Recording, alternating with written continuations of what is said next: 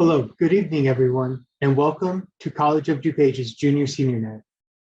I want to thank all of you for taking time to come join us virtually to learn more about the exciting opportunities that College of DuPage can offer you.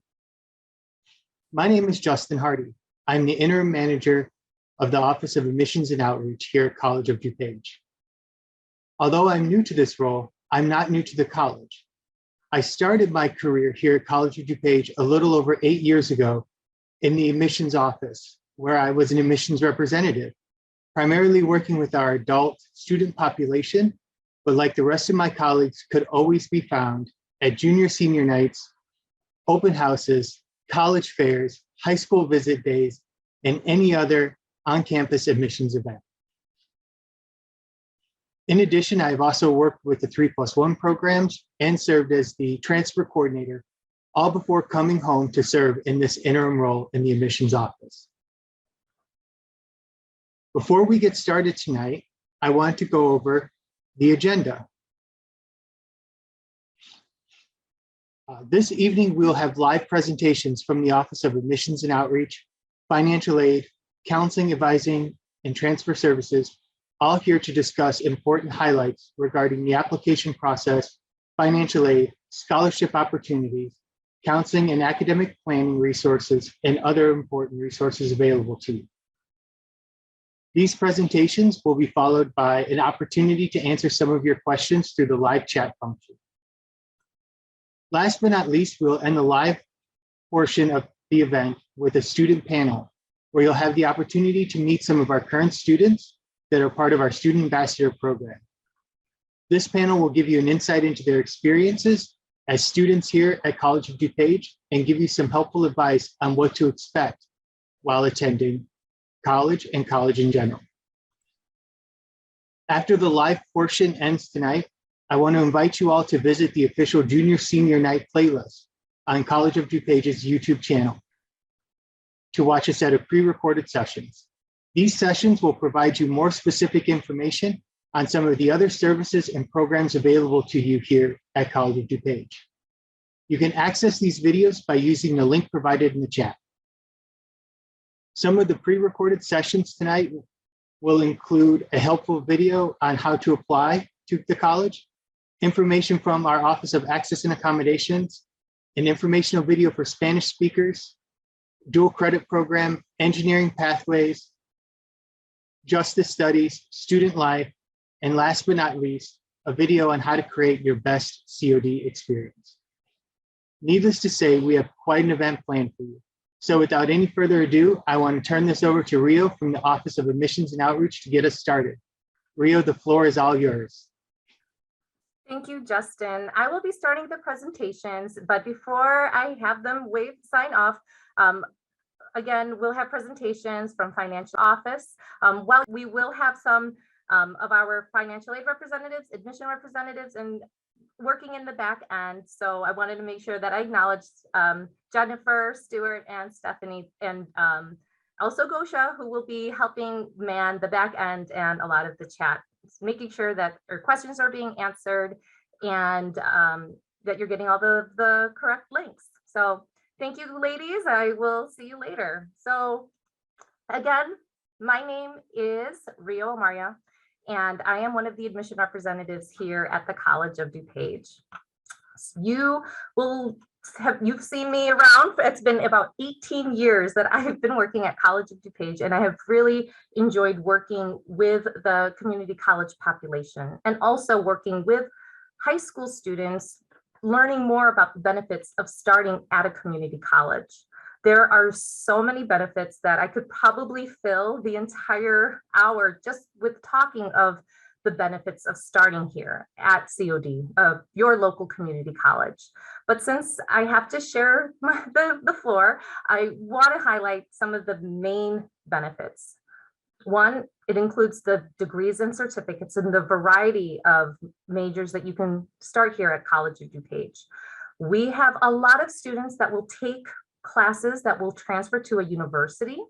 Lots of these classes are called general education courses, which are subjects very similar to what a student would be studying in high school.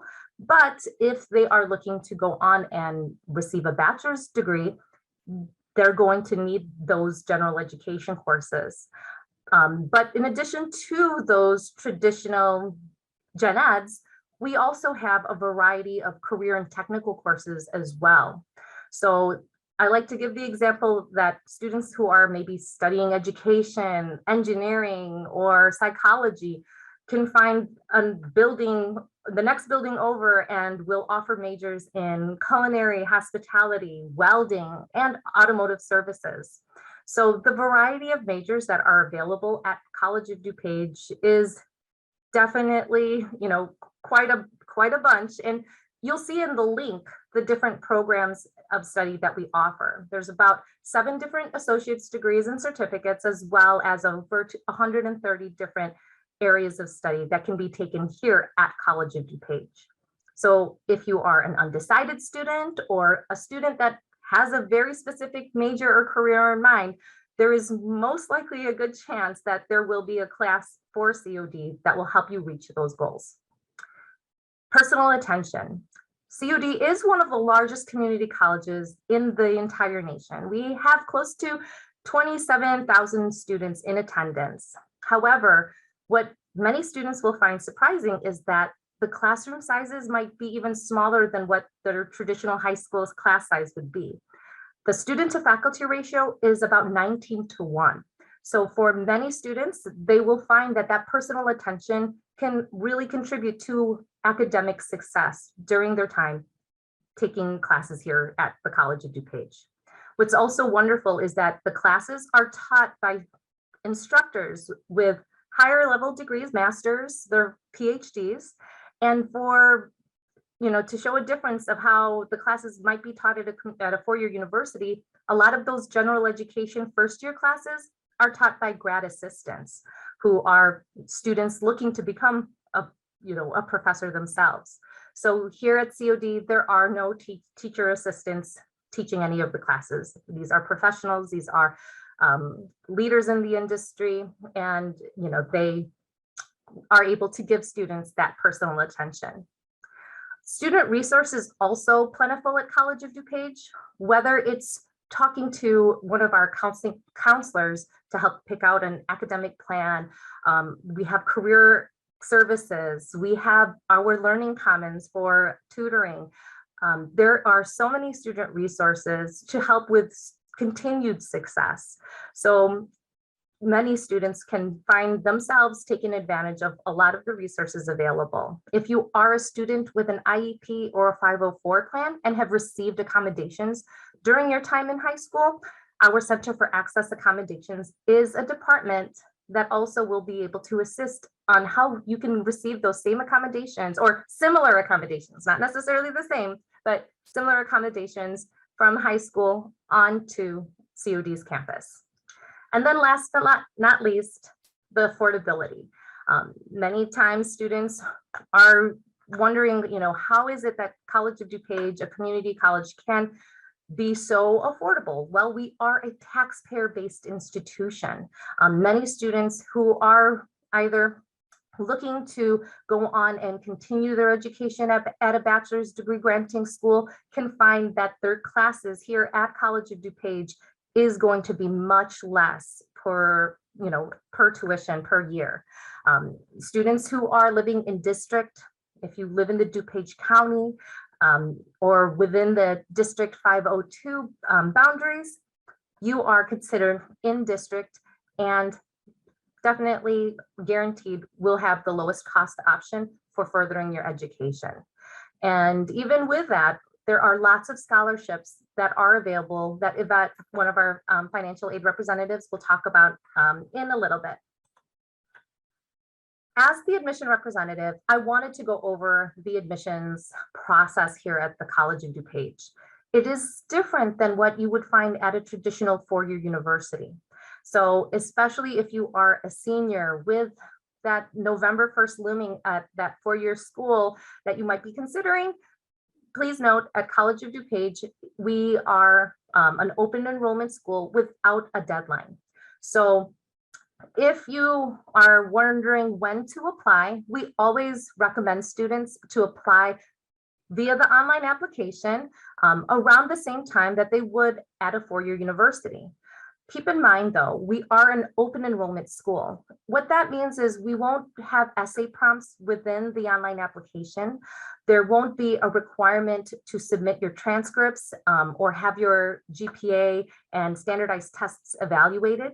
If you are 18 years of age or older, or will be graduating from high school, you will be receiving acceptance into the college. Now, keep in mind, we do look at those transcripts, standardized test scores, the classes for other things, for placements, as well as scholarships. But for the online application, to get into the system, to have access to the departments and to everything at College of DuPage, you would need to complete that general online form, which if you do it once, you will never have to do it again. We've had some students that will throw their hat in the ring as a consideration for COD, but maybe attend a four-year university in the fall, but then take classes over the summer in between semesters. That's fine. You never will have to do the application again. It's completely done just one time, and that's it. Keep in mind, however, this year up till July 2022, our online application our application in general will have the application fee waived. So that's another difference. A lot of four-year universities might have a application fee, $50, $60. I've heard, even more. At College of DuPage, we have waived the application fee for the year.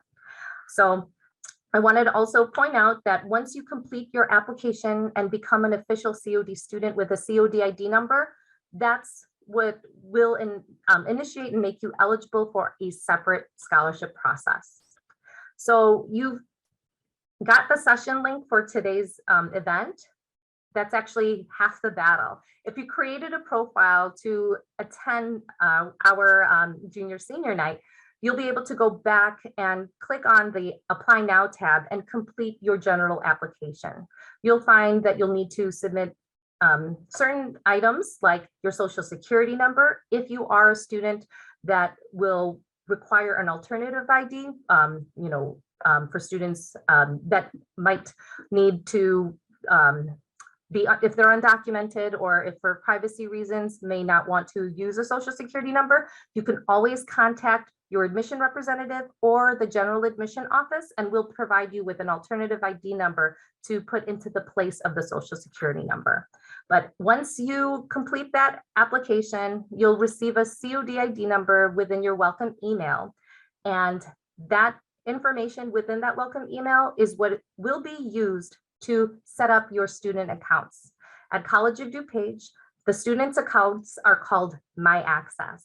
So whether you are familiar with PowerSchool or SchoolLinks or Naviance, the College of DuPage version of that is called My Access. And this is the login information that will be required for continuing the enrollment process, such as applying for scholarships, placement testing information, submitting your transcripts or AP exam scores. And also it will be required for actually registering and securing your spot in classes for when the semester opens up.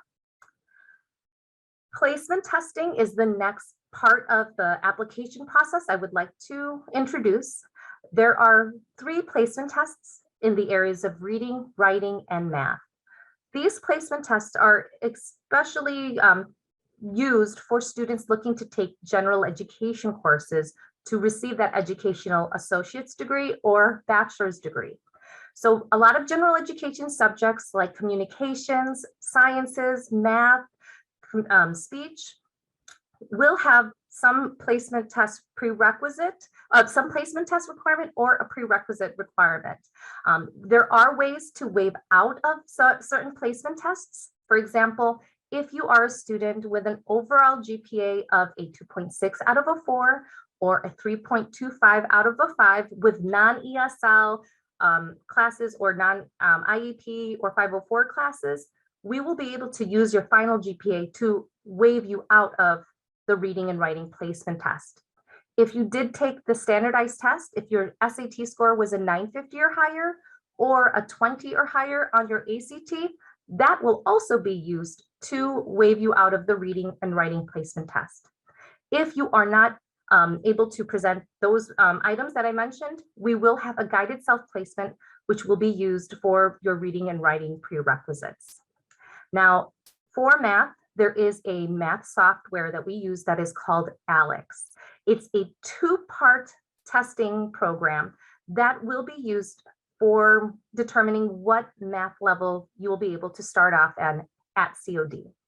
If you are a student that is taking AP exams in subjects in math, or even other subjects, other non-math classes like English or languages or other social sciences, AP exam scores of a 3 or higher may be used to eliminate the need for taking placement tests and also be used for certain general education course registration.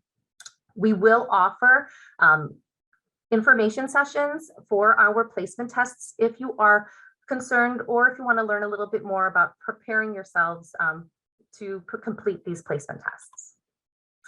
Now for students, I know this evening is called junior senior night. So if we do have students that might be freshmen, sophomore, juniors looking to take college level classes during their time in high school, I want to introduce the early admissions program to you. Early admissions is an opportunity to take college level classes while you are still in high school.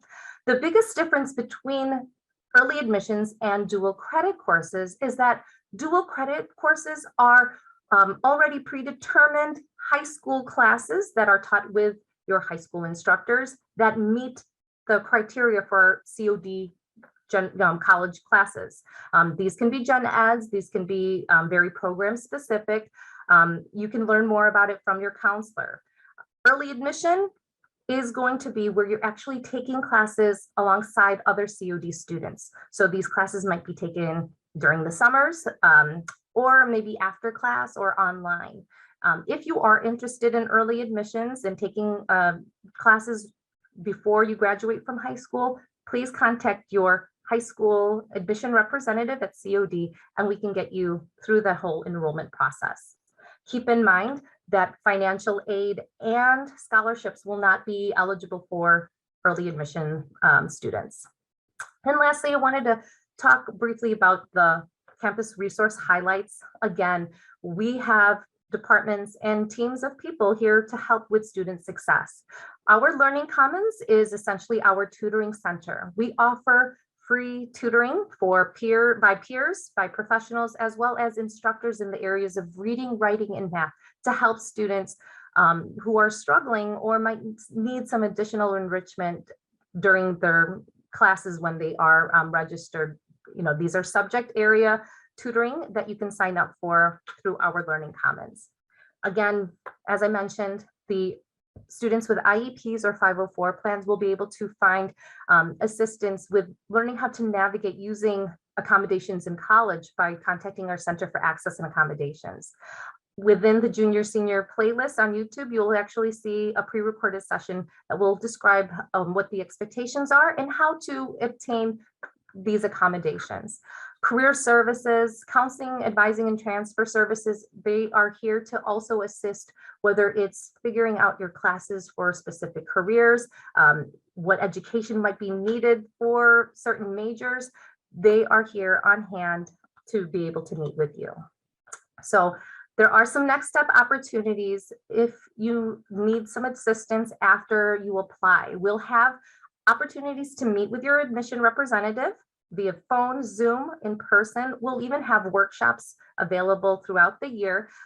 So make sure to keep checking your calendars, keep checking your emails, and you can always sign up along the way.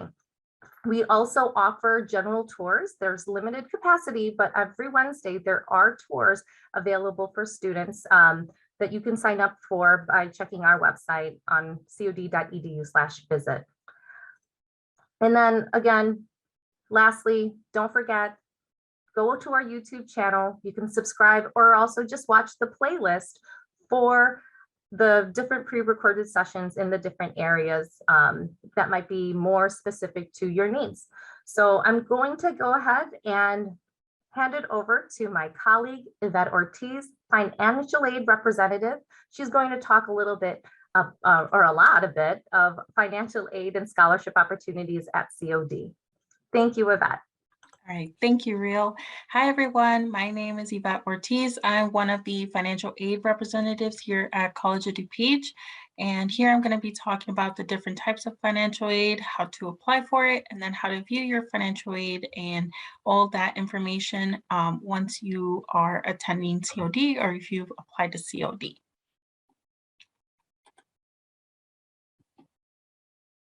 All right, so here we're going to be talking about the different types of financial aid. We have the federal Pell Grant, which is a federal need-based grant that students can receive by applying for the FAFSA. There is also the Illinois MAP Grant, which is a state grant that's available for Illinois students and those students who are attending an Illinois college or university. There's also the federal SEOG grant, which is another need-based federal grant. And then there's also another grant called the student-to-student grant. There's also federal direct loans, which is money you can borrow, but would have to pay back. And these amounts are based on your current grade level and on the student's dependency status based on the FAFSA. And then there's also federal plus loans, which are loans that parents can take out for their student and help them pay for their college expenses. There's also federal work study, which is a program that provides part-time jobs for students with financial need and would allow you to earn money to help pay for your education expenses. There's also military grants for those students who are in the military or have family in the military. And then there's also scholarships, which would you would have to apply for, and those would also help you pay for your college. Now, all of these here that are highlighted in the box, those are all money that and financial aid that you may be eligible for and that you would have to apply for, but you would not have to pay back. Now, the first step in applying for financial aid is completing the FAFSA.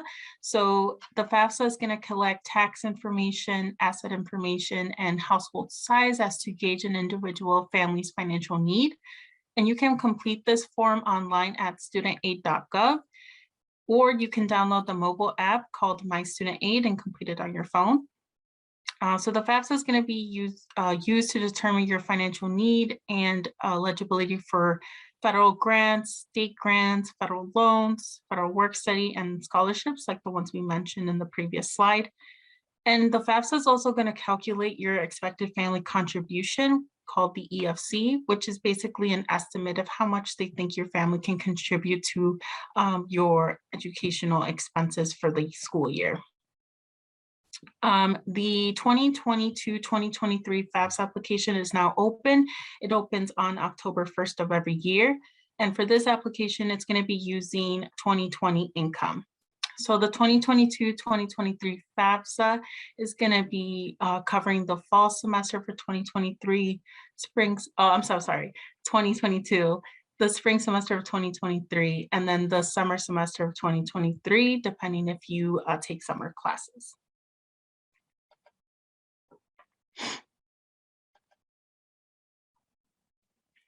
There's also the alternative application for Illinois financial aid.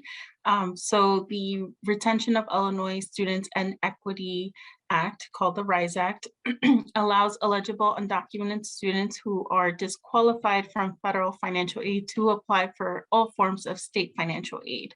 And this application can be completed on the studentportal.isac.org/en/alternative app. This application is also going to be collecting tax information, asset information, household size as to gauge an individual family's financial need.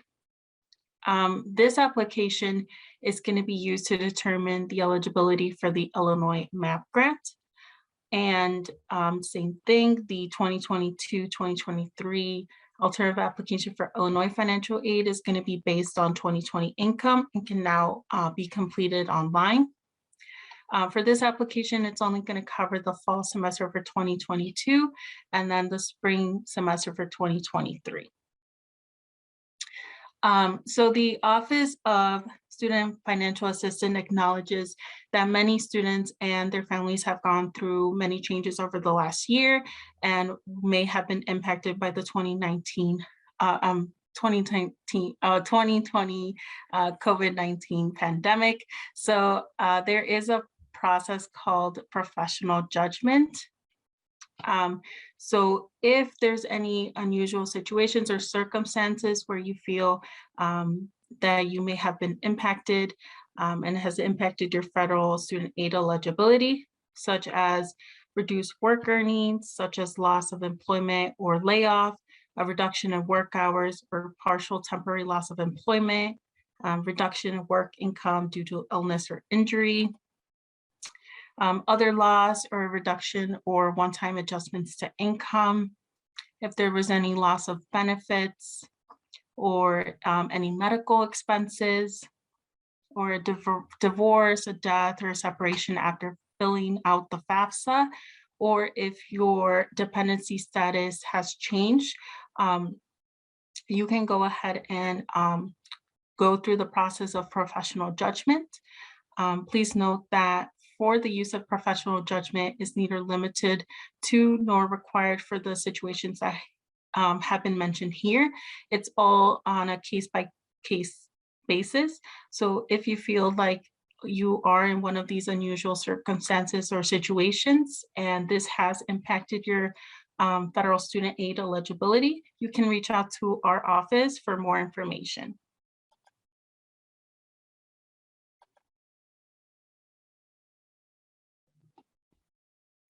And then there's also scholarship opportunities available at the College of DuPage. So as Rio mentioned, you're going to be using your My Access account a lot. With that information from your My Access account, you're going to be using your username and password to log into a website called Academic Works, which will be entered here in the chat below. On this website, you will be using your username and password to sign in. You're going to create a general application. And this application is going to help you find different scholarships where you may qualify for. And on this website, it's going to show you each award amount, the name of the scholarship, and then the deadline. For some of the scholarships, it may ask for specific information. It might require you to turn in something like an essay, or it might ask for a transcript or have different requirements. So you just want to make sure that you complete all the requirements and also check for any deadlines to make sure you turn in all your scholarship opportunities.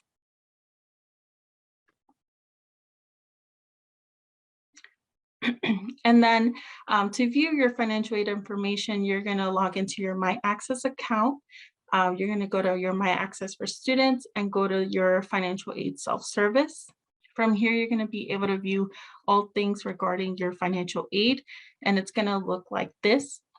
So here is just an example of the student's financial aid self-service. It's going to show you the award year, and it's also going to show you if there's anything else that you may need to turn in. So here the student has completed their FAFSA. They're in good standing with financial aid and are eligible for it.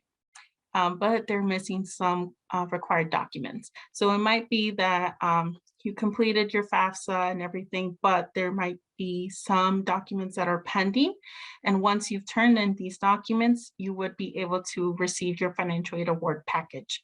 So by clicking on the complete required documents, it's going to take you to a link called Pro Verifier, where you're going to be able to submit your documents. And it's going to show you which type of document you need to submit, and also which person needs to turn it in, if it's you, the student, or if it's your parent. And then you would just click on Start, and it would allow you to upload any missing documents.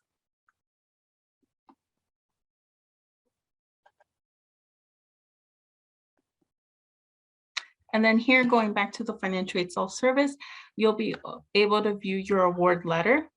So here at the top, it's going to show you your scholarships and grants, which is money you don't have to pay back.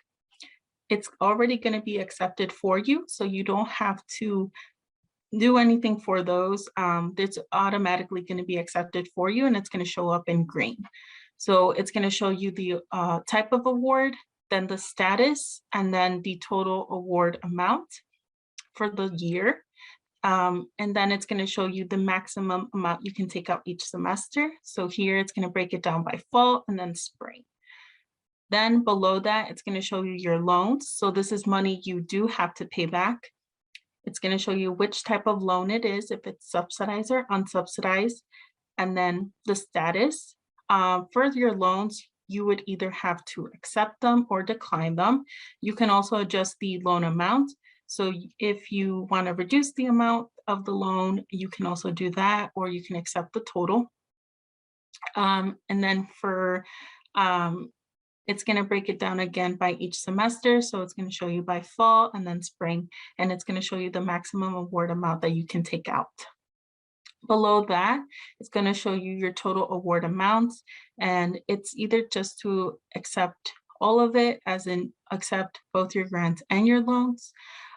So you can accept it below. If you do decide to take out your student loans, you would just have to complete 2 other requirements. You would have to do your entrance loan counseling, and then you would also have to complete your master promissory note.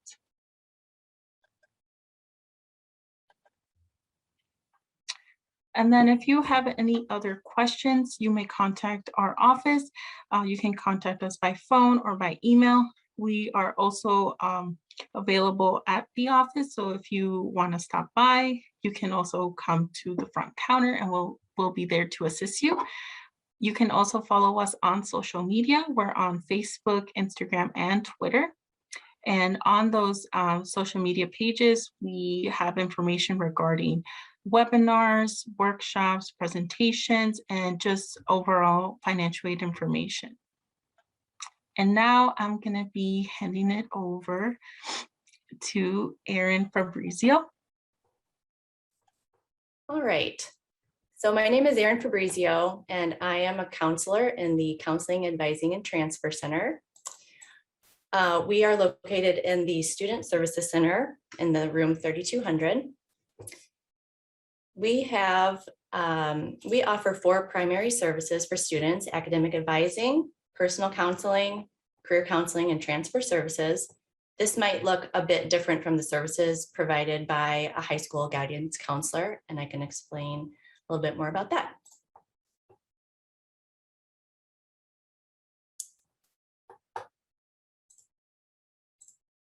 As an academic advisor, we will make sure our students understand what is required of their degree or certificate and provide them with the tools to monitor their own progress and transfer options. We have valuable tools that help navigate transitioning to a 4-year university at the end of the student's time here at COD. As academic advisors, we also help students understand what's expected of you as a college student, including how many credit hours would be best fit into your schedule and timeline, time management strategies, and test taking and learning style education. As career counselors, we meet with students to help explore different majors and careers of interest and how a student might best approach that career while at COD. Our faculty in the counseling, advising, and transfer services are all master's level or higher skilled listeners, and we provide free confidential personal counseling. Our transfer services, we have developed a lot of different workshops, educational, career, and personal topics, and also we coordinate transfer events with for advising sessions as well.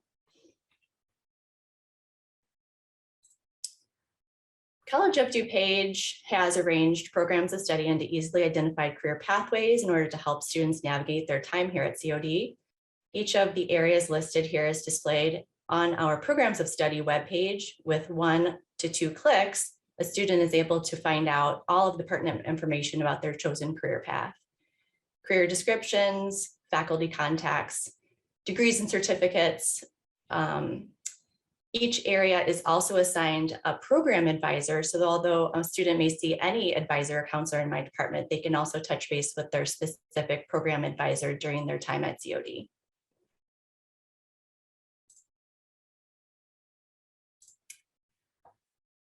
All right, these are some of our common degrees. Associate degrees at COD consist of 64 credits. The first 2 degrees listed, the Associate in Arts, or AA, and the Associate in Science, or AS, are the 2 degrees that most students will complete if they intend to transfer to a 4-year college or university. That is because these 2 degrees require general education credits that fall under the IAI. IAI stands for the Illinois Articulation Initiative, and it is a statewide transfer agreement transferable among more than 100 participating colleges and universities in Illinois. The difference between these 2 transfer degrees is the intended major that the student has to study at their university. Students who intend to study any STEM-related field, including math, biology, chemistry, or pre-med, will complete an AS degree at COD. Students planning to study liberal arts, business, or education will complete an AA. Undecided students who plan to transfer to a 4-year college typically fall under the AA as well, because it allows students to explore many different areas. The 3rd degree listed here is our Associate in Applied Science. This can be earned in one of over 50 different programs at COD. This too is a 64 credit hour degree, but it has more career-specific courses and less general education courses, making transferability limited. The programs include such topics as nursing, dental hygiene, fire science, welding, and automotive technology. So how do our degrees differ from our certificates? While our degree programs are typically 64 credit hours, certificate programs can vary between 6 to 45 credits. And while it can take a full-time student around 4 semesters to complete an associate degree, some certificates can be completed in just 1 semester. Many of the career and technical programs offer certificates as part of a degree, so that while a student completes the associate degree, they can also acquire a certificate along the way, making them more employable along the way.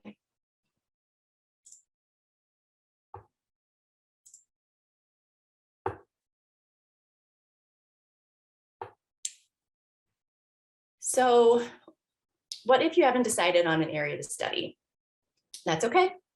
Undecided is one of our most popular majors for students starting out, and we can help students figure out what major is right for them. First, our counseling faculty teach a career development class that accrues 2 credit hours towards a degree as an elective. Counselors also provide one-on-one counseling during which the student can elect to complete a career assessment or 2. And then throughout the semester, you may see our career workshops advertised that many students take advantage of. And finally, counselors and advisors can make course suggestions that would fit into a student's degree so they can dip their toe into areas of interest.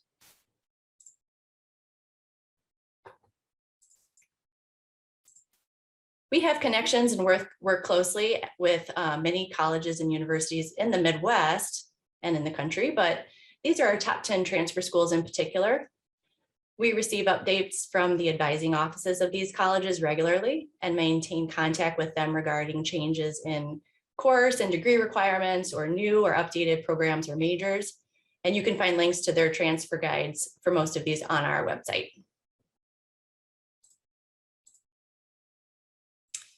Students also have many transfer tools at their fingertips here at COD. We help our students understand how to use transferology.com, which helps students to know what courses will be accepted at their transfer school. On our website, students can find a detailed step-by-step list for how to transfer, as well as campus transfer events, visiting schools, transfer fairs, and other resources.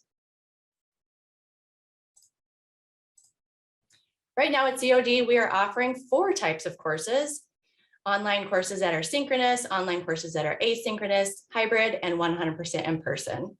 Asynchronous learning is done on one's own without live instruction. Synchronous learning is learning with a live instructor through a Zoom type platform. And hybrid courses are taught partially in the classroom and partially online.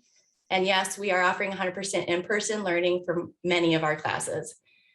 An advisor or counselor can help you decide, a successful schedule given your many options here at COD.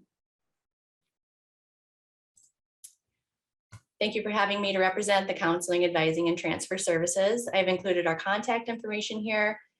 I'm excited to share too that last semester we finally launched our Facebook and Instagram accounts, so please consider following us.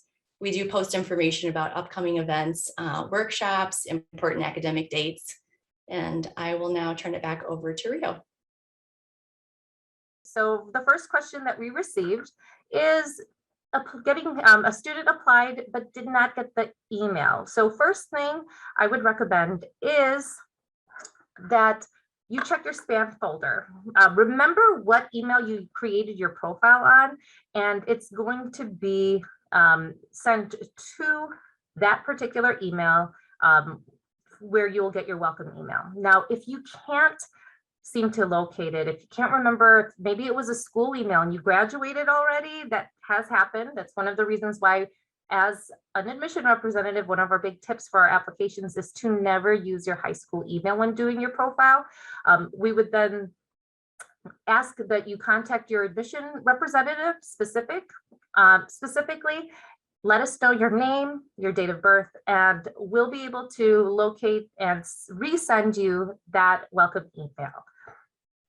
The next question I know Erin's answering it, but if I transfer out of the country eventually and finish my university somewhere around Europe, can you talk a little bit about that, Erin? I'll let you, since you, it says you're typing an answer, but what suggestions would you have for students that want to transfer out?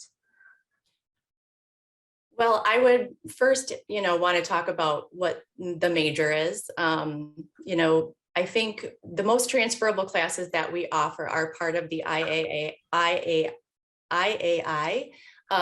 That's the Gen Ed block of classes that a student takes. So although they're guaranteed to transfer to most colleges in Illinois, those are the most transferable classes that we offer. Most of them transfer pretty seamlessly no matter where you go. So I would say that we would definitely start with just those Gen Eds, and then depending on the major,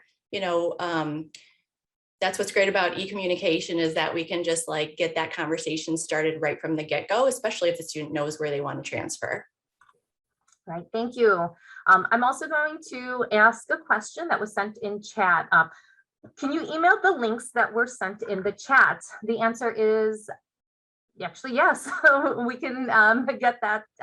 We do have the links that we shared. So I really appreciate you asking for that. If you are interested specifically, feel free to contact your rep. I will make sure that the links are sent to those who are interested in them, and also those who are here today and as a part of this session. I have another question. I'm getting some questions from the chat and also under our Q&A part.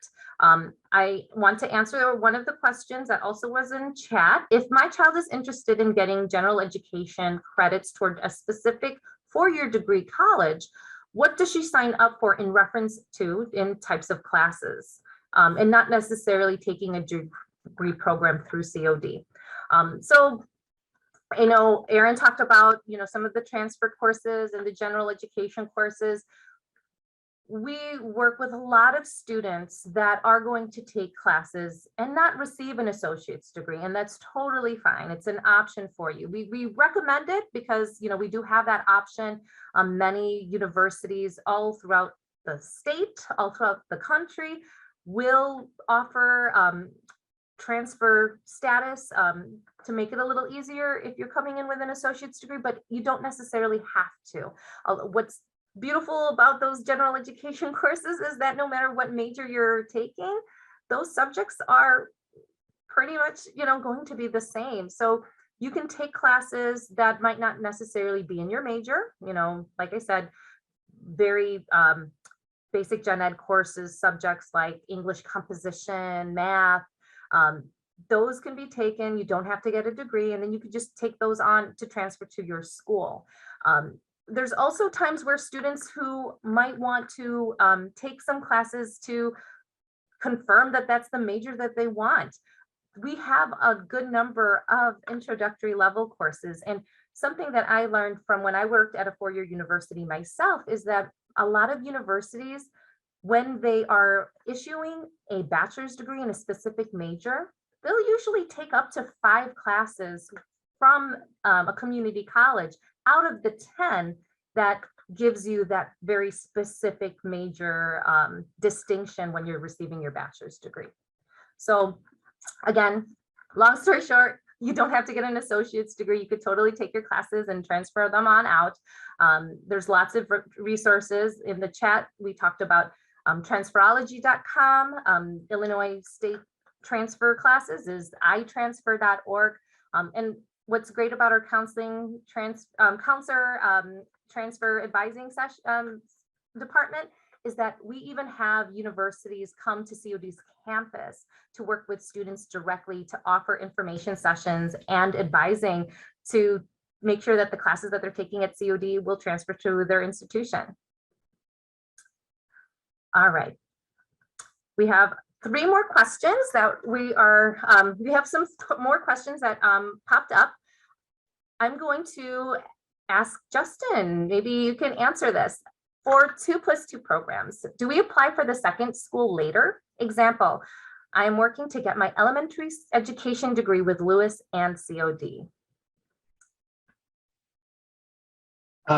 Yes. So for a lot of the programs, you do start first at College of DuPage, and then as you progress through your program, you will then start reaching out, in this example, to Lewis University. And so, because again, there will be some prerequisites that are there. But again, we have, as you said earlier, Rio and Aaron, we have our Counseling, Advising, and Transfer Services office that has, knows all the details of all those programs, and they're there to help guide you along those paths should you choose a 2+2 program. Thank you, Justin. The next question. I know we're getting lots of interest with our transfer, so I'm so glad we have some wonderful experts on today's session. How common is doing gen ed courses at COD and transferring them to another university for major specific courses? I'd like to start with saying that it's very common. We have so many students that will want to maybe take a little bit longer to decide what university they want to graduate from. Sometimes students will use this opportunity to take some of those introductory level courses in a specific major to determine what might be the best fit for them. So it is a very common thing to do, to take gen ed courses and transfer them to another school. We have some wonderful agreements. One of the sessions that you'll see on our pre-recorded playlist is engineering pathways. If you are an engineering student and would like to eventually go on and get your bachelor's of engineering sciences, we have wonderful programs with schools like UIC, Northern, and very specifically, we have an engineering pathways program where you would start as a freshman at COD and get guaranteed admission to the Granger College of Engineering at University of Illinois, Urbana-Champaign. But it's, very common. Lots of students will do that. But again, there's also those certificate programs if students are more interested in going directly into the workforce. Erin, would you like to contribute? Yeah, I was just going to add that a lot of students will, if they decide they don't want to complete the degree at COD, or they just are going to transfer before they're done, they can take the remaining classes for their associate degree at the university and transfer those back to us for the degree. So that's called a reverse transfer, and that's pretty common as well.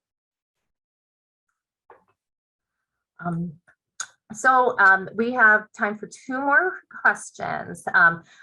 One question is about the My Access Lab as a part of the educational plan. How exactly would you take courses that you list to the My Access Lab as a part of the education plan? I am going to venture that the classes that you are taking will be helped, to be determined with your meetings with the counselors. So, the classes that are in the My Access, My Access is just our portal. This is an area where you'll be able to find the classes, the times, the teachers. You'll be able to you'll be able to create your academic plan after taking placement tests, after talking with your counselor or advisor at College of DuPage. So I know we shared the links to give you an idea of what it's going to look like, but until you've applied, done the prerequisites that are required, whether it's the tests, the guided self-placement, or submitted standardized test scores, you won't really know what classes to take and put them into My Access just quite yet. So with that, I'm going to make sure that you also know if you are an early graduate, if you are a senior that will be graduating December, registration actually begins fairly soon. In November, we open up the spring registration, and 16-week classes start on January 24th. So that's definitely something to consider if you're looking to graduate early and start in the spring. But for the rest of you who may be graduating this upcoming May or June, class registration opens up in April with classes beginning in August. So, there will be lots of time to help get those placement tests, those prerequisites completed, and get that one-on-one meeting with your COD counselor and advisor. So for those of you who are considering very specific majors, for example, we have somebody who wants to potentially be a therapist. There are going to be some careers like becoming a teacher, becoming a counselor, a therapist, where you'll need to complete your bachelor's degree, and the associate's degree is the first step to getting to your bachelor's degree. And again, Erin, Justin, Yvette, you can correct me, but when I worked at a university, to just simplify the amount of classes that's a part of a bachelor's degree, it's approximately 40 classes, 10 classes a year, 5 classes a semester, and about half of that, around 20 to 22 classes, would be classes within your general education courses. Then there's about 10 classes in your very specific major. And that is where, a lot of the upper level classes will be required to be taught by the university that you want to graduate from. And then the remaining 10, if you're kind of following with the math, you'll be like, wow, Rio, there's still, classes that doesn't total 40. This is the great part of college, is that, we'll be able to use those classes to, if you, let's say, change your mind, you started taking some classes in one major and then decided, you know what, this is not for me, I'm going to change my major. If those were college level classes, you're not, the education that you took from those classes aren't going to be taken away. They're actually going to be used to, fulfill that required 40 classes that you need at the minimum for a bachelor's degree. Sometimes students will do a double major because maybe they can't really decide what they want. And if they found a university that offers both majors, there is an opportunity to, double major in a different area. So those are, some of the ways to help better explain how general education works, how the associate's degree that COD can offer you can be very helpful with students that want to go on and get their bachelor's degree. And ultimately for students wanting to be, doctors, get their master's degrees. Many of those programs will have that requirement of at least a bachelor's degree first off. So that is, really the way I like to explain to my students how the university and the bachelor's degree works. So Erin, Justin, is that any lasting thoughts before we hand it over to our fabulous students? All right. Well, thank you everyone for the Q&A. We are still here.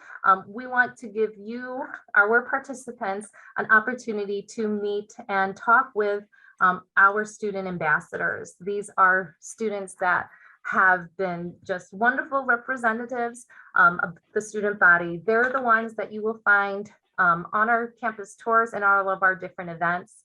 And thank you, Yvette, Jennifer, Aaron. We appreciate you spending your time and sharing your expertise.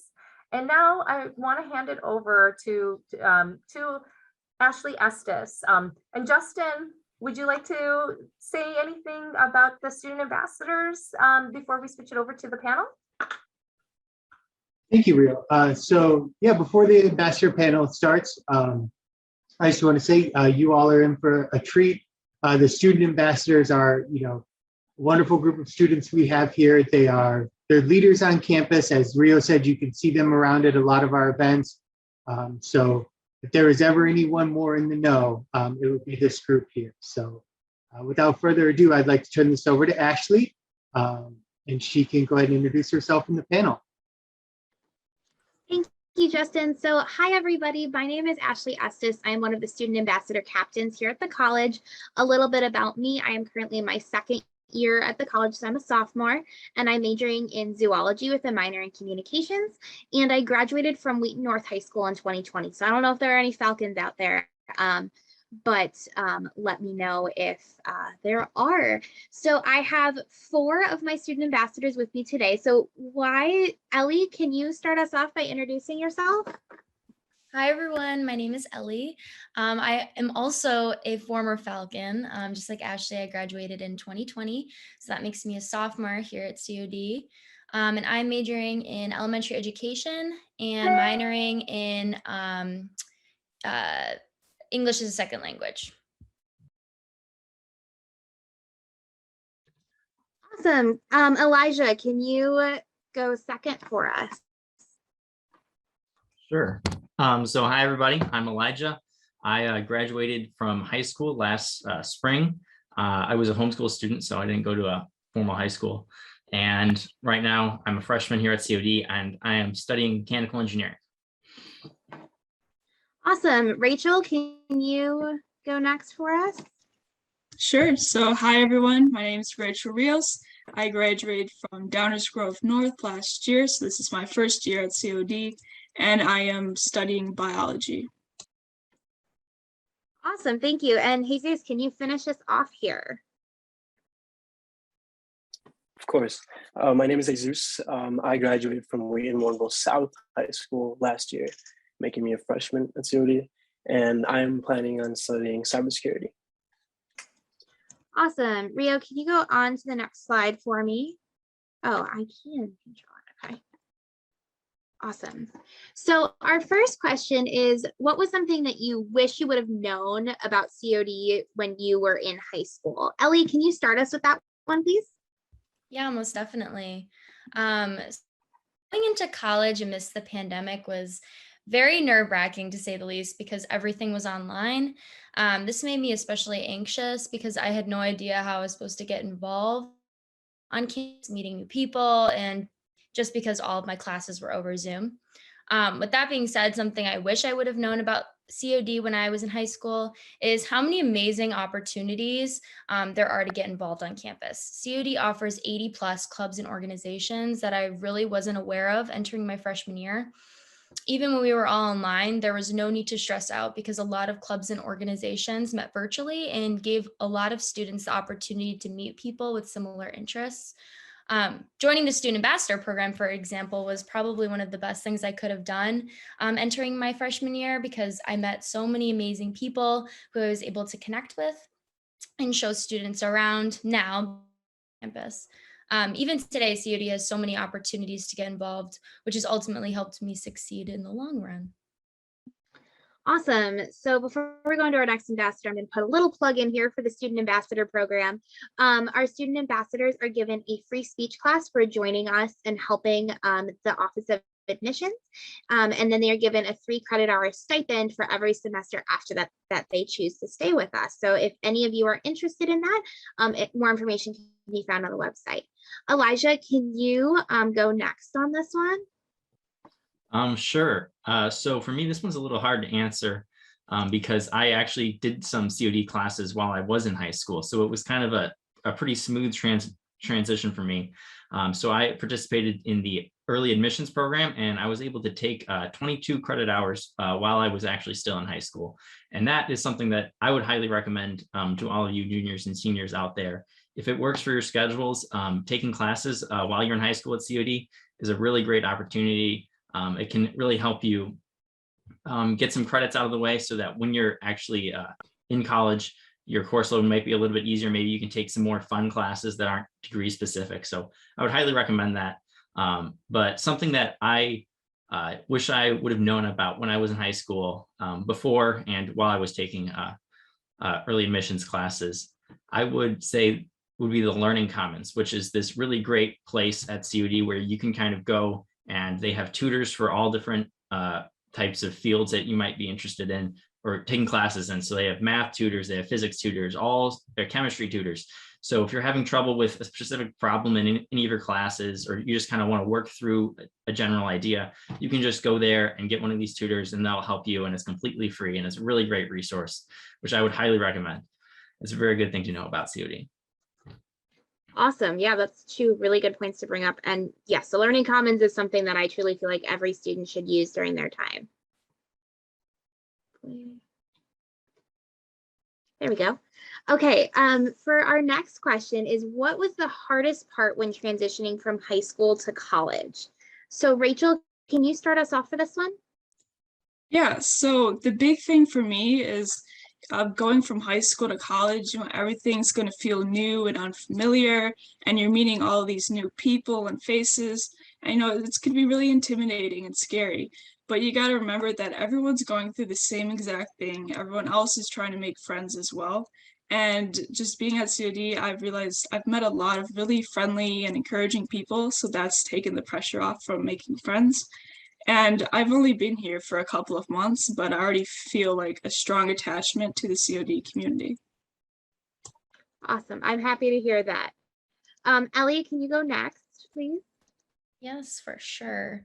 So I would say the hardest part about transitioning from high school to college was the workload. I never really realized how important time management was until I got to college.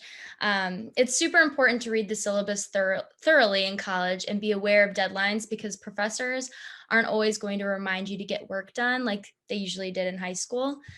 So as long as you stay on top of things, write down a schedule of the work you need to do each week, you'll succeed greatly. Another tip is keeping organized. Can be easy if you keep everything in one place for each of your classes. Awesome. Yes, organization and time management are key. Elijah, can you finish us off for this one, please? Sure. So for me, the transition between college and high school was actually made a little bit easier by the fact that I did some early admissions classes, and another great reason to do that, because you can actually take some college classes and get used to it. But for me, I would say the biggest thing is that, your time is kind of unstructured. You have your classes and you have to obviously go to those, but the time in between is kind of up to you.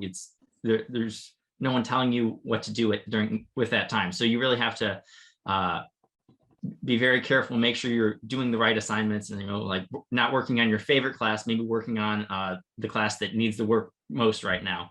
So I would say time management, and I think Ellie gave some great advice with writing a schedule. That's something that's definitely helped me. I write out like a monthly schedule with all my due dates, and then a weekly schedule of like, this is what I want to do on this day, this is what I need to have done for this date, and I'd say that time management to deal with that unstructured time is probably the biggest part of the transition. Just having all that unstructured time that you have to be able to take hold of and control and do what you need to do with it.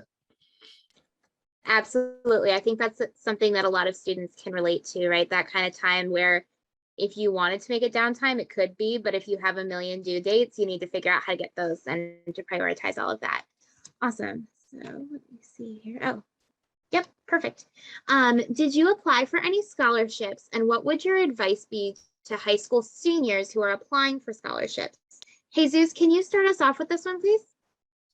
Yes. So I applied to like every scholarship I was eligible for.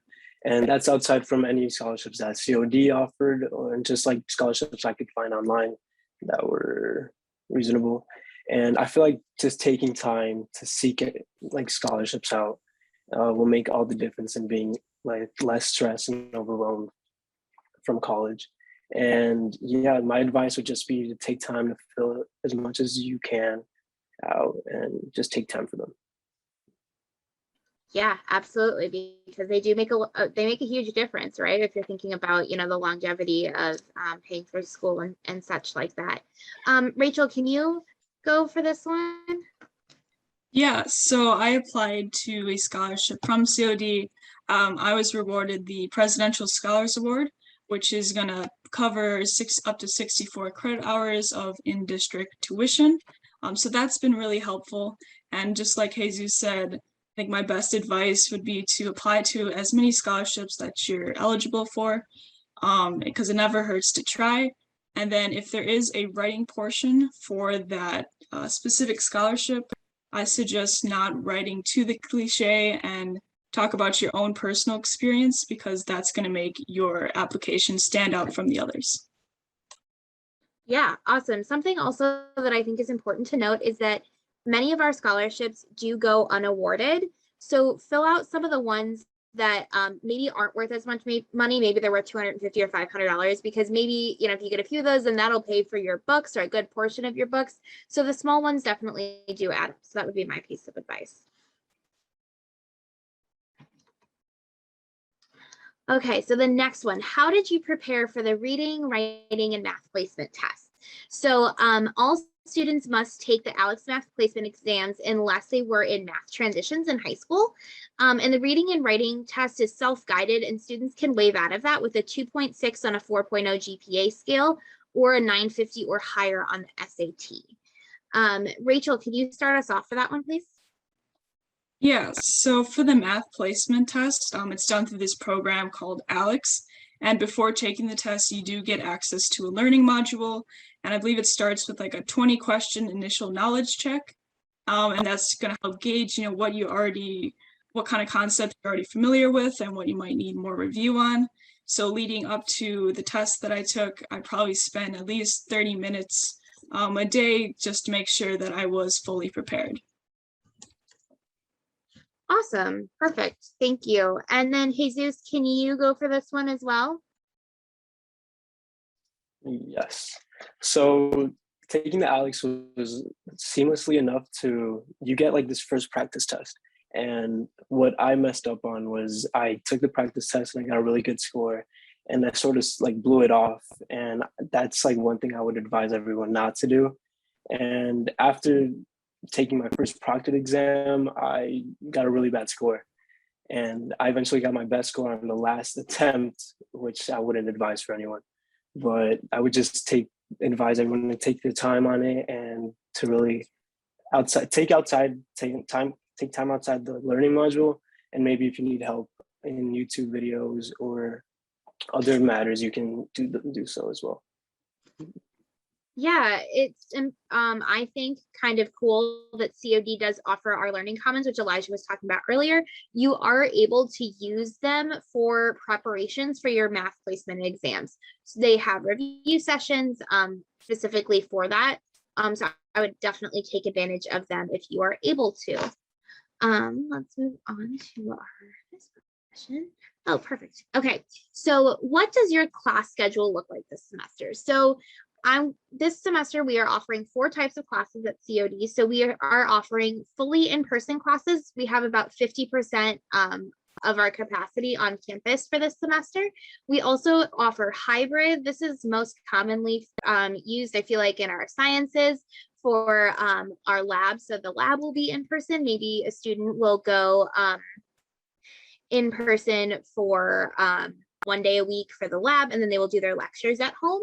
And then we are also offering VCM, which is our virtual class meetings. That is typically done either through Zoom or Blackboard Collaborate, where you are logging on at a specific time to have that lab instruction with your professor.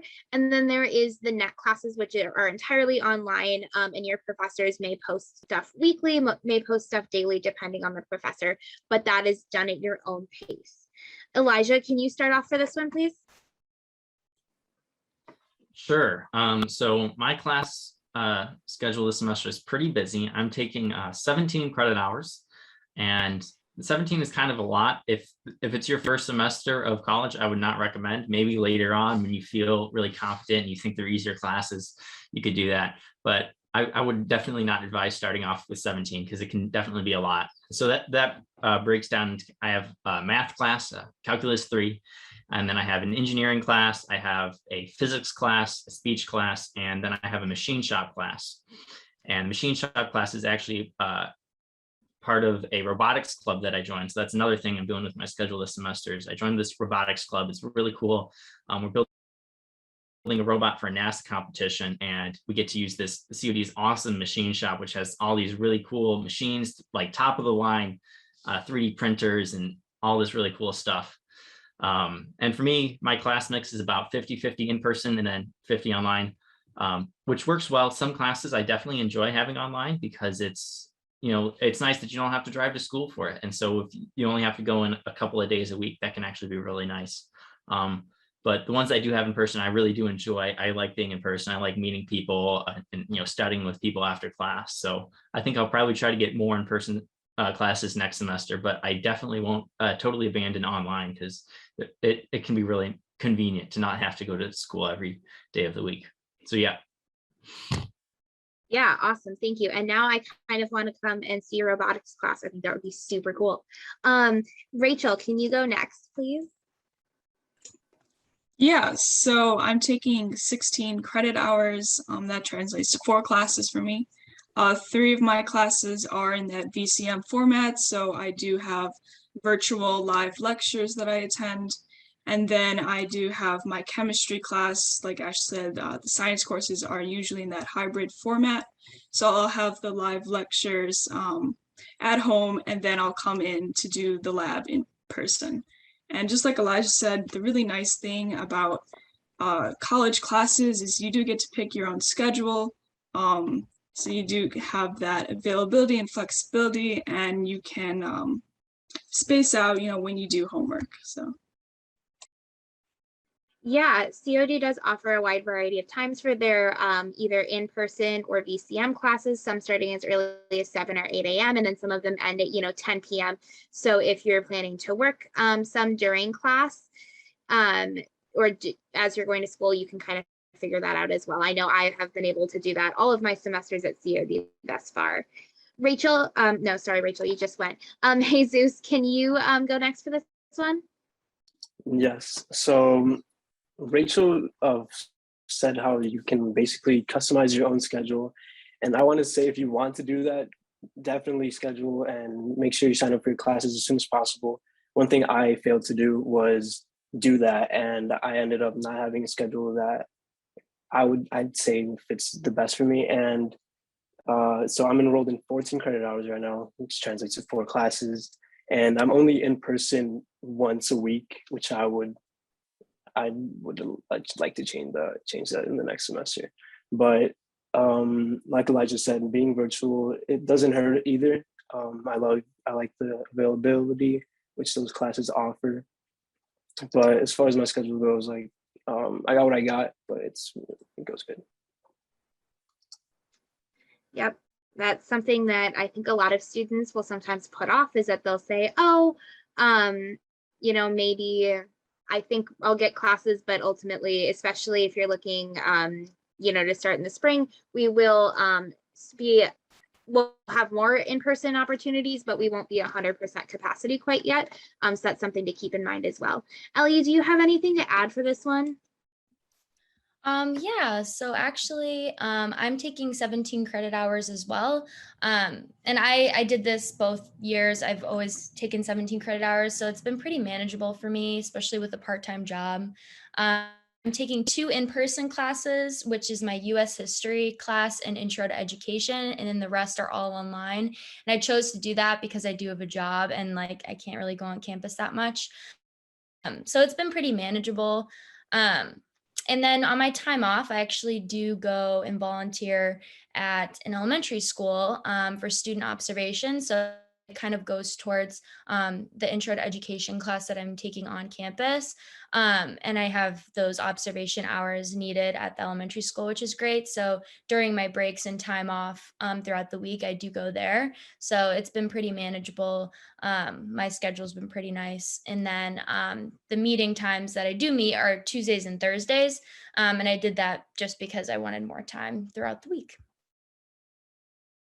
Yeah, that's awesome. And I know I'm kind of like that too. I do have one Tuesday, Thursday class, but the majority of my workload is going to be on Mondays, Wednesday mornings. And that's pretty much it. I don't have any classes on Fridays. So we are now going to open up the floor. So if anybody has any questions for the student ambassadors, please either put them in the Q&A or in the chat. And I'm trying to see it.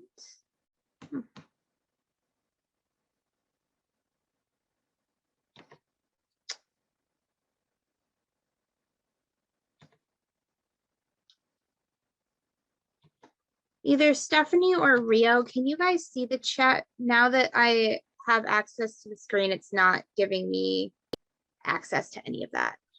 Yes, I will let you know. So far, Awesome. no questions yet. So just stay on. Keep your lovely faces on the camera. You guys have done an amazing job. And, you know, I myself started my career in admissions as an admission student ambassador. I'm not going to say exactly when, because I will just cry myself to sleep when I'm reminded about how long ago those years were, but it's definitely a program that I would highly recommend to anybody. You know, many times students think that student ambassadors already have to be extroverts, really people that, you know, want to talk and be, you know, out there all the time, but it's really not. I've known so many students that have found the student ambassadors a way to really, you know, come out of their shell and, you know, really help with their communication skills. So I have a question. I'm going to ask it to, I'll throw it out there for you guys. What do you recommend for juniors hoping to take summer classes? What are your tips? I'll definitely, I have some things to say as the admission representative, but you know, especially so those of you who completed early admissions, what are your tips about summer classes?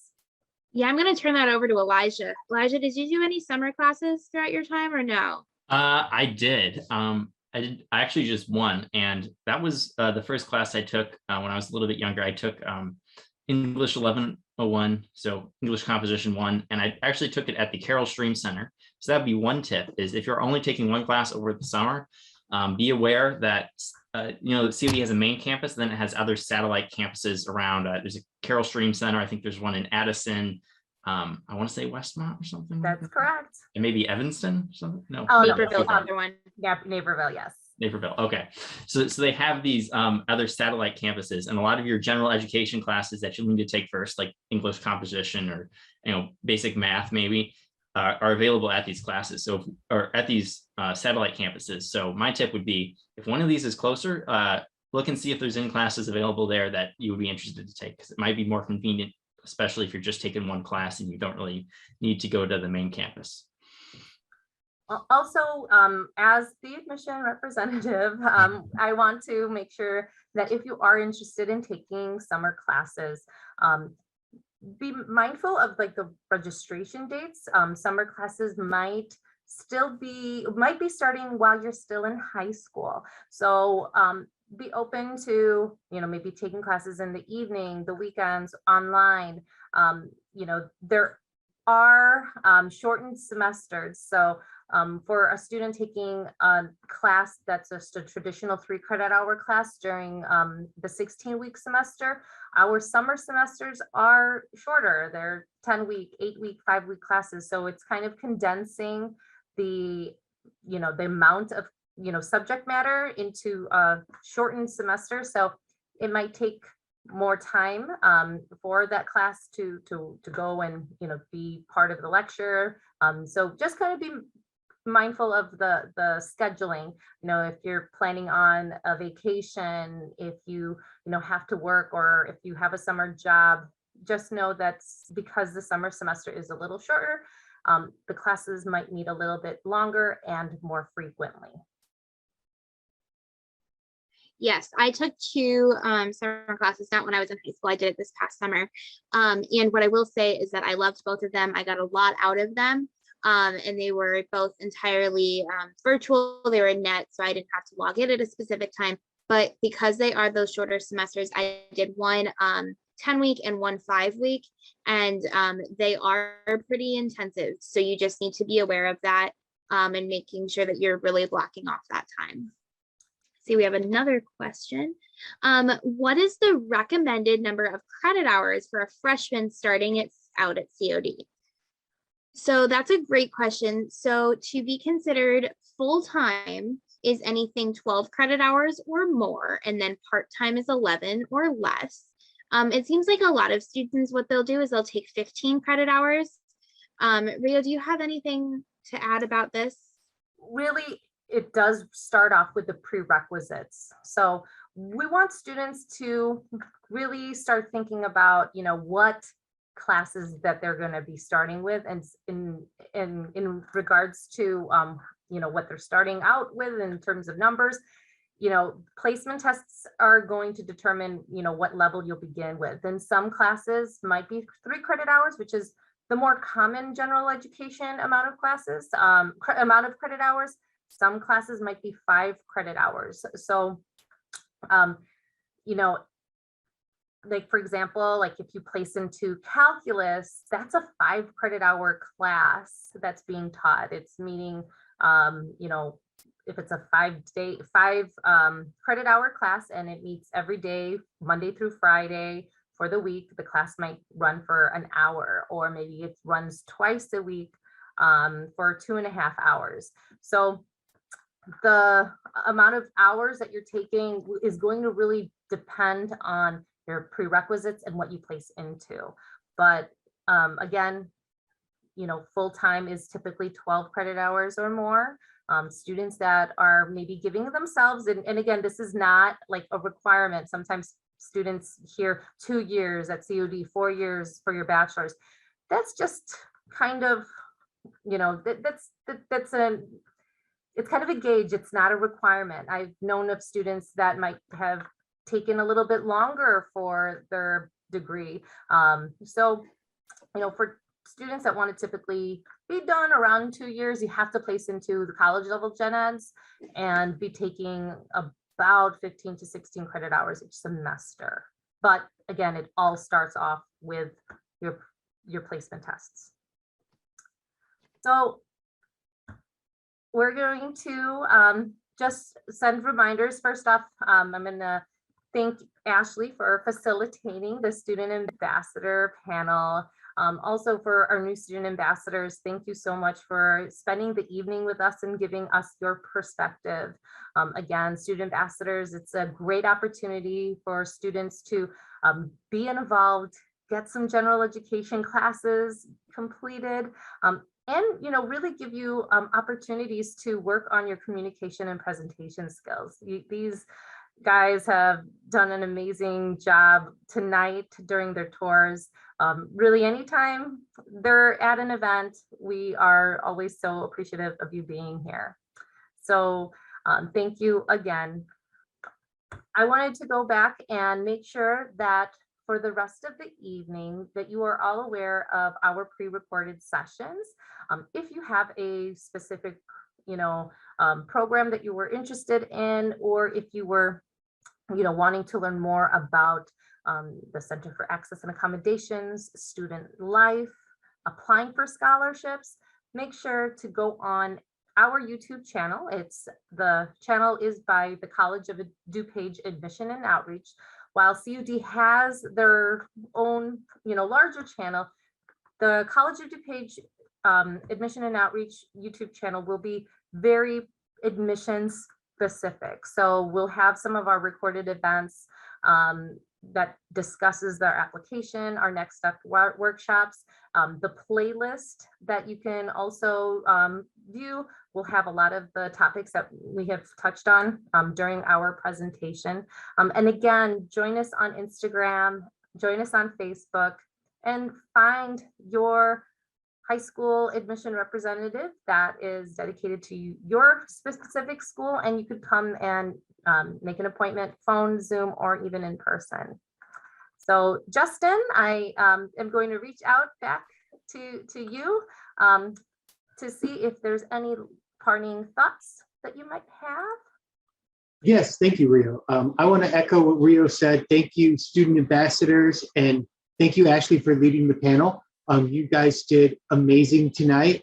We always appreciate you every time you come out. I also want to thank Rio, Yvette, and Aaron, and our behind the scenes people helping us, Jennifer, Gosha, Stephanie, Elizabeth.